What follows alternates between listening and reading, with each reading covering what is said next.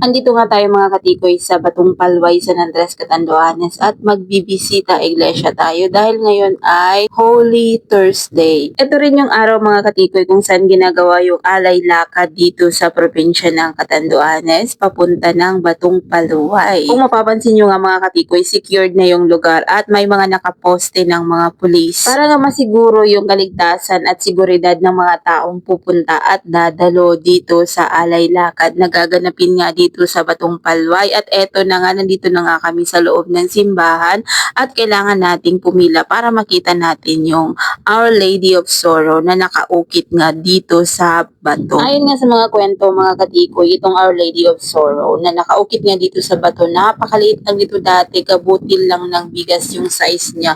Pero ngayon kung makikita nyo, napakalaki niya na mga katikoy.